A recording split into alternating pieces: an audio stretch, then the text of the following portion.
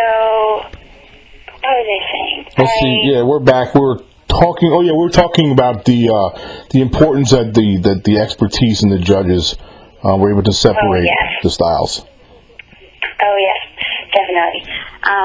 I think part of my approach coming into the song, after, kind of, I felt like I was reaching and not quite getting there. I've sung in many different, trios and duets, just playing around in the city, and I've also sung on a lot of, different songs in the studio, and I guess I've just become so used to being able to flex that muscle of matching and trying to, blend to what I hear and to what's expected of me when I'm, kind of the third voice being added to a track. So part of the challenge was, kind of letting go of that muscle and trying to, as best as I could, let myself, my own unique sound, live in a separate space, but somehow at the same time strive for a cohesive sound. So in doing that, I just had to kind of let go of the urge to try to push too hard, just vocally, and also trying to play with the balance between tension and release in the song, just giving the song moments, especially when I was singing, kind of those little, as Blake like to put it, as like those little downers, those little moments that are a little bit of a little bit of a dip in terms of decibel, I guess, but just trying my best to add and not add too much and not take away too much. Yeah, I wonder if Blake's still. The coaches. I wonder if Blake's still mad at you that you didn't pick him. Blake cracks me up. I love that guy. Watching him, he's so witty and funny, and the little relationship he has with Adam is hilarious. It's great. Oh my gosh, they're just so hilarious. I just crack up constantly. I didn't think there was so many cracks at a ball person in my life. I mean, he comes up with a new. You could tell he was thinking about those the night before. Yeah. It is hilarious. It makes it so much fun. All right, so let's move on. When you did the knockout rounds, you came up short against Maddie Davis, and she's just, oh man, she's incredible. She's so incredible. Yeah, she is. She's you and her, I think, are going to be, it's going to be, for you guys are front runners in my opinion. Both of you guys are going to. It's going to be tough for both of y'all to get to the end with this thing. But talk about that a little bit, and then of course the steel. If you could talk about that. Sure. So it was so funny. We didn't know who we were paired up against until we stepped onto the stage. Yeah. Which I don't think it's been like that in the past. I don't think so either. Yeah, so that was a new thing for us, and we were all wondering, who we were going to be paired up against. And, once we stepped on the stage together, we were just like, oh my goodness, this is crazy. But, I am such a big fan of Maddie's. She's got such a golden tone to her voice, and she's quite a bit younger than me, but she's got this old soul, and I relate to her in a lot of the ways that she approaches music. However, we have very different influences. So that's what makes it so interesting. And I think actually it made us a good pairing, just because, while we have similar, I guess, just approaches to music in general, we have different influences, and that made it really interesting. But she's so incredible, and she did such a knockout job. I mean, I knew that, after she sang, I'm like, all right, I'm preparing what I was going to say to Pharrell, and thanking him, and I was, getting ready for my goodbye speech, just because, it was so moving, and, I didn't play it through my head in the ring,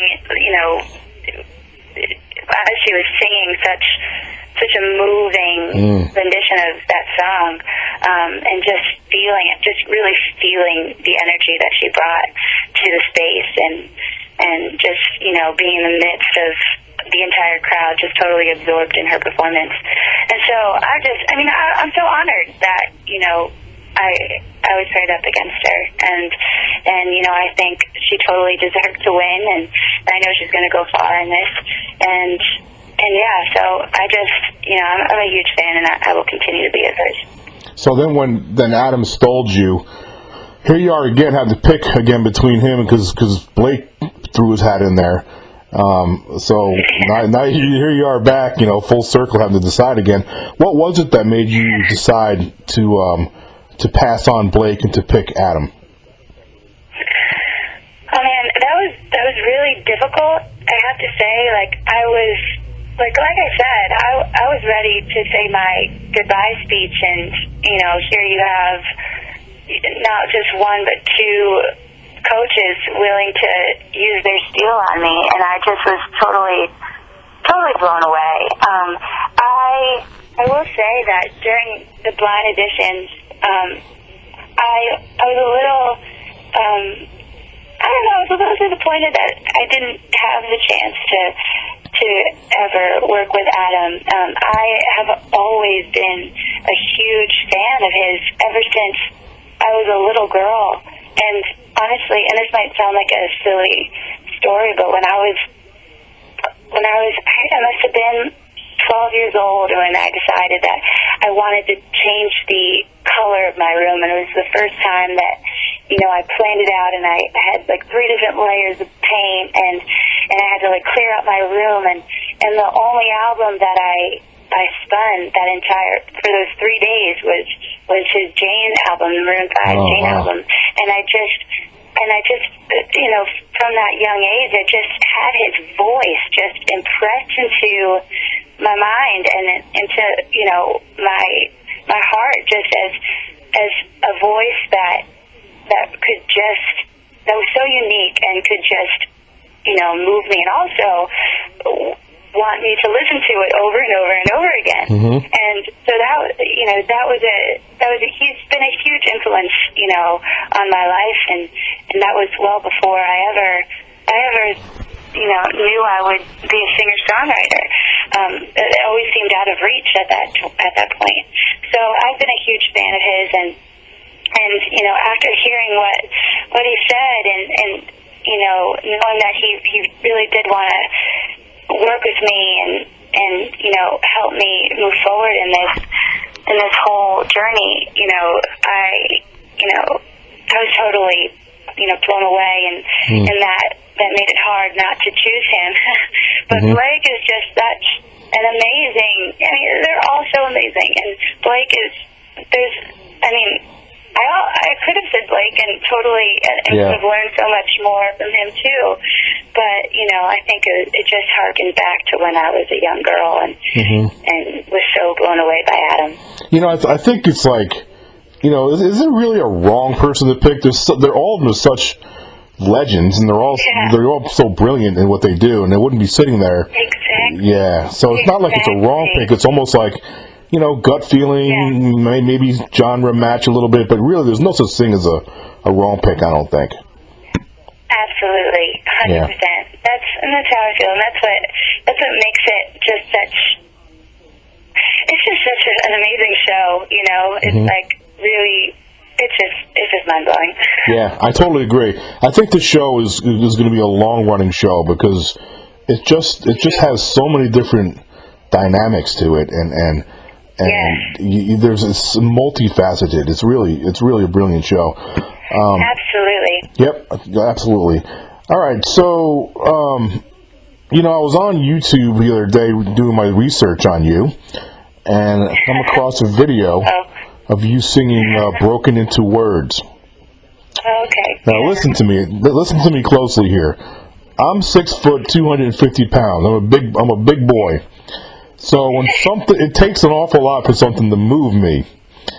That performance picked me up and threw me across the room. It was an incredible performance. Wow. It was an incredible performance. So beautiful. Oh, wow. So I've been bragging on you, posting that video on my Facebook for 2 days now. Have you? Oh, wow. I have. It's terrific. Thank you so much. It really is. I'm like, man, if she sings that song like that, anywhere in the competition is going to move you forward, man. How does that not? So talk about how you connect. It's like your ability to connect. You know, you could hear a pin drop when you were singing that song. Just you and the piano player, everybody was mesmerized. Talk about that.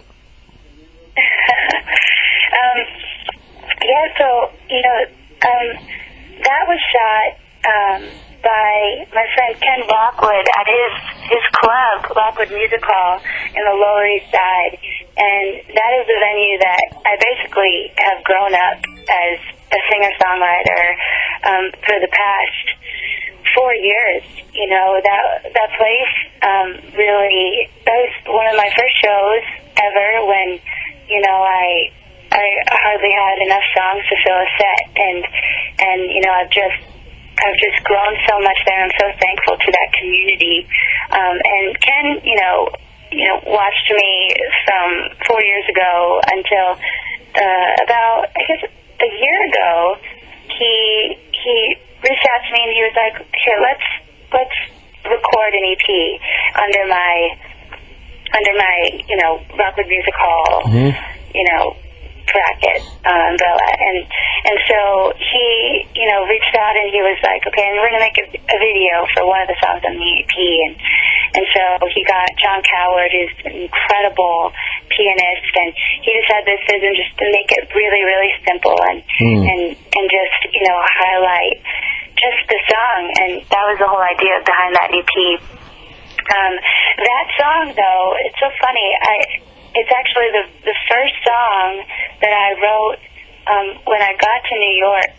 I moved in right after I graduated college. I just jumped in, and I think it was the next day, my dad called me up and he was like, "So I have a surprise for you." And I was like, "What?" And he was like, "Well, I was driving down the road and I saw a pawn shop up ahead, and something inside me said, if there's a black and white Fender Stratocaster in there, you need to get it for Amy." And he walked in, and sure enough, there was a black and white Fender Stratocaster, and he brought it, and it came with this like little fanny pack amp. It wasn't like a real amp. And I remember I was somehow alone in my apartment, and I plugged that thing in, and the very first song that came out of it was Broken to Words, and you know, that was my first New York song, and just to see, you know, how the response that it's getting now, so many years later, is kind of mind blowing, and it's also,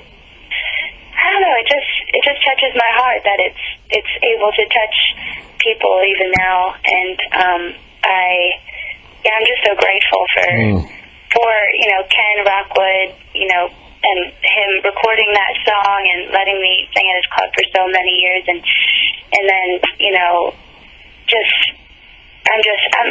I'm really, it's hard for me to process all that's happening. I think that video that you're talking about went from like 1,000 views to like hundreds of thousands of views in like a couple of days. Yeah. And I'm just like, how in the world is that happening? So Yeah. I don't know. Yeah, but it's a very special song to me, and you know, if given the chance, I would love to play it on the show. You know, so we'll see. You asked the question, how is it happening? And it just goes back to why this Voice is such a great show, because it reaches into the heart of America, all of these towns and cities, and it plucks out the talent that would never be heard by the masses if it wasn't for the Voice. In a lot of cases, there's so many musicians out there that spend 20, 30 years in the club scenes and never get signed to the big, you know, the big record labels. But that doesn't mean that they're not as talented, or in some cases even more talented. Sometimes you need an opportunity like the Voice, or to be in the right spot at the right time, you know? Absolutely, 100%. You know, it's. I mean, it's so right on, and that's why this show, it's a totally different thing than the other, you know, voice competitions I've seen. You know, it's really about nurturing artistry and really building up, these singers and just trying to, pave a path so they can trudge forward even after the show ends. So it's so special. Yeah, and you take a kid like Sawyer Fredericks, who won it last season. Here's a kid from a little hamlet in upstate New York, a little cow town.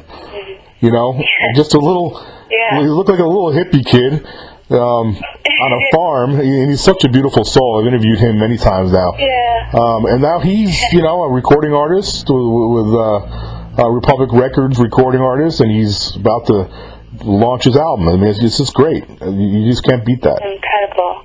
Yep. It's so amazing. I love it. Yep. I love it. All right, so you got the live rounds coming up.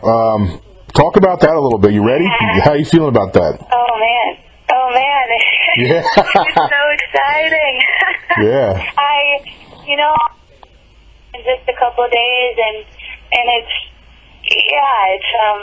so wild. This whole process has taken over, most of my year, and now finally stepping into the live portion of this I'm still trying to wrap my head around it. I know it's just going to be like any other time that I've intended to play and sing for the purpose of connecting to the audience and reaching hearts. I know that's going to be the same intention, but it is quite exciting to know that it's going to be broadcasted live across the country. That's just a big one to try to process. But I'm excited. Yep. I'm really excited, and I'm excited to work with Adam to see his ideas on song choices, and I'm really pumped. Make sure he sees that video on YouTube where you're just talking about. Yeah. The great thing about the live rounds for me is it goes into the hands of the American people that are watching. They call in and vote for you. So touch on that a little bit, because it's really important. It's one thing to sing great and then to look great, which you do very well at both of those. But you also, all the other singers that made it to that level are also very, great singers. And so, what's the challenge there? How do you get that fan to pick up the phone and pick you as opposed to somebody like Jordan Smith, who's mesmerizing? His vocals are just incredible. Oh my God! Oh my God, Jordan's so amazing. Oh man, he is a breath of fresh air listening to him. I know. Well, you know what? Honestly, I think at the end of the day, it's kind of like maybe like tomato sauce. Everyone's going to have a specific preference of tomato sauce. This is maybe a very silly analogy. No, I love your analogies. The Mickey and the Rocky and the other one was great. So here we go, tomato sauce. Tomato sauce. But I just think, at the end of the day, everyone's so talented, and everyone, has the ability to really inspire America and people that are listening and the fans of this show. I think, whoever's going to be successful just comes down to preference, and that's not something that I can really, I can't really sway that. All I can do is be myself, and my friends have an amazing support group, and my closest friends are telling me, you are the best you that you can be, and you actually have to remind yourself that on a platform like this, and surrounded by such amazing singers with the weakness to want to compare yourself and try to change yourself in a way that makes you more appealing just because you want to stay. But I know that as long as we all just stay true to who we are, I think we all have the potential to be successful on this show and beyond. Yeah, no doubt. I see I see a few singers, even though they may not win the whole thing, that will go on to very bright futures. And you said it right. You actually echoed what Sawyer Fredericks told me, because I think one of the reasons why Sawyer won, other than his being 20 years ahead of his time, was he's true to himself, and he's very unique, and that's who he is. He just comes out there, and that's what you see is what you get. Yeah, absolutely. Absolutely. 100%. All right, kiddo. Well, I'm going to let you go because I know you're a busy girl. I really appreciate you joining me on the Brad Cooney podcast. But before I let you go, I want to give you an opportunity to talk about social networks where your fans can follow you, where they can go to iTunes, all those kinds of things. Oh, yeah, sure. So I'm on Twitter, and I'm on Instagram and Facebook and iTunes. Just search my name. It's Amy Vachal, AMYVACHAL. Thank you. Thank you so much, Brad, for having me. It was such a pleasure to chat with you. You're so nice, and I'm a big fan of your show, so keep up the good work. I appreciate that. We look forward to having you back on very, very soon. Thank you so much.